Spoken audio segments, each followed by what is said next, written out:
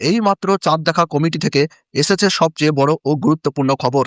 আর মাত্র কয়েক ঘন্টার অপেক্ষা, তারপরই বাংলাদেশ ও এশিয়ার বিভিন্ন দেশ থেকে দেখা যেতে পারে পবিত্র মাহে রমজানের চাঁদ, যে মাসের জন্য অপেক্ষায় থাকেন বিশ্বের অগণিত মুসলিম। শুরু হতে যাচ্ছে সেই নাজাত, রহমত ও মাগফিরতের মাস, যে মাসে একটি নফল ইবাদতের সওয়াব ফরজের সমান এবং এক রাকাত নামাজের ৭০ রাকাতের সওয়াব লাভের সুসংবাদ রয়েছে। এই মুহূর্তে বাংলাদেশের চাঁদ দেখা কমিটি থেকে কি তথ্য প্রকাশ করা হয়েছে, কখন বৈঠক, কি হতে পারে সম্ভাব্য সিদ্ধান্ত, সব বিস্তারিত জানতে ভিডিওটি সম্পূর্ণ দেখুন। মাঝপথে কোথাও যাবেন না, কারণ শেষ পর্যন্ত থাকলে পেয়ে যাবেন সর্বশেষ আপডেট। আর অবশ্যই জানিয়ে দিন আপনি কোন জেলা থেকে বা কোন দেশ থেকে এই খবরটি দেখছেন। কমেন্ট বক্সে নিজের অবস্থান লিখে দিন। আপনার কমেন্ট আমরা পড়ছি।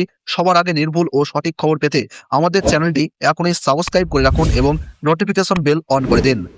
এবার জেনে নেওয়া যাক এক নজরে সর্বশেষ পরিস্থিতি।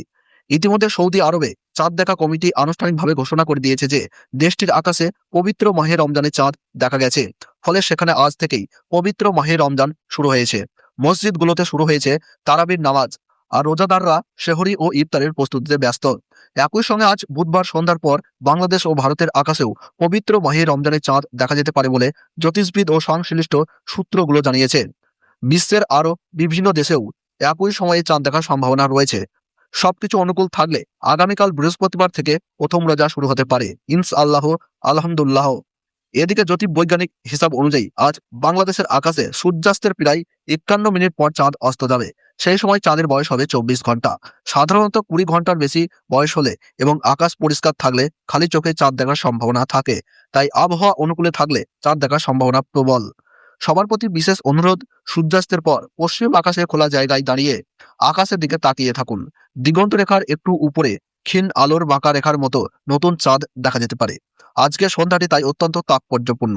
অন্যদিকে গতকাল Australia, Singapore, Indonesia, Malaysia, Philippines আশেপাশের বেশ কিছু দেশে পবিত্র রমজানের চাঁদ দেখা যায়নি।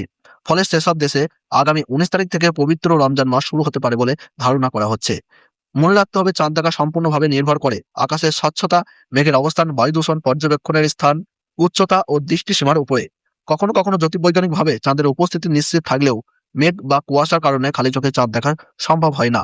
সবশেষে দোয়া করি আল্লাহ তাআলা আমাদের সবাইকে এবারের পবিত্র মাহে রমজানের প্রতিটি রোজা সঠিকভাবে পালন করার, বেশি বেশি ইবাদত করার এবং গুনাহ থেকে বেঁচে থাকার তৌফিক দান করুন। আমাদের দোয়া কবুল করুন। আমিন।